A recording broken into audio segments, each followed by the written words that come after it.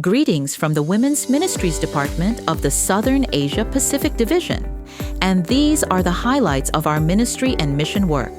In SSD, our women accept their God-given roles as supportive sisters and powerful missionaries. Uniquely gifted, we seek, serve, and disciple others for Christ with purpose and intentionality. And in the process, we flourish by His mercy and grace. Those who are planted in the house of the Lord shall flourish in the courts of our God. Psalm 92:13. SSD is home to 11 countries which comprise 10 unions and the attached fields of the Singapore Conference and Timor-Leste Mission. There are 8,683 churches and 3,494 companies in the territory, where 1,595,850 Seventh-day Adventists come together to worship God. Of these, 50.9% are women. What has God wrought in SSD? Praise God for our faithful women directors. They are empowering women, inspiring them to do good works and preach the gospel.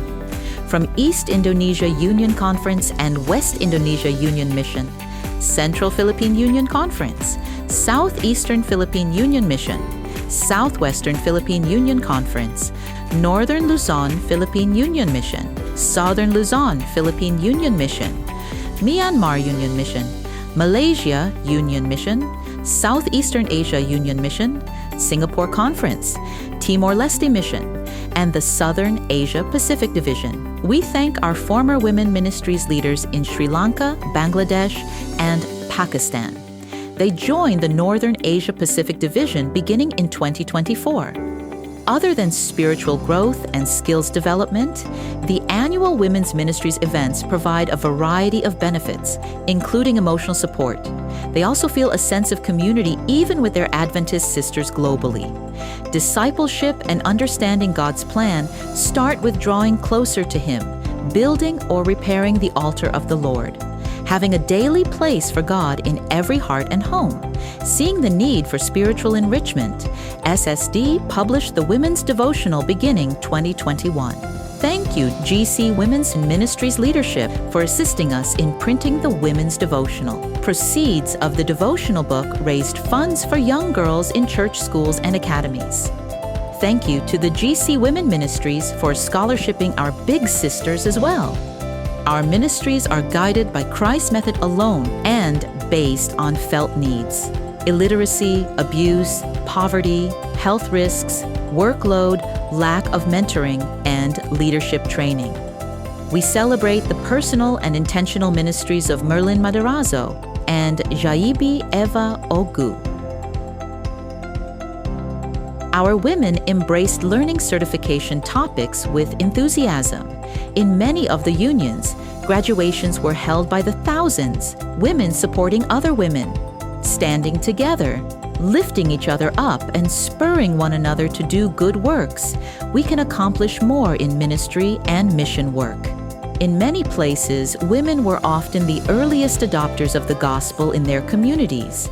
They are also very instrumental in its spread. The pandemic years were times of darkness and uncertainty. Evangelism was disrupted by lockdowns. In prayer, we decided to be the light amidst the extreme darkness. Praise God for the significant increase in number of evangelism conducted by women beginning 2021 to 2024.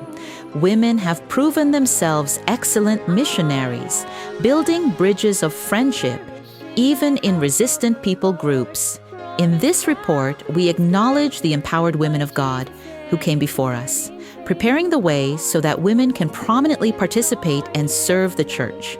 Stay the course. Remain in His love. They encouraged us.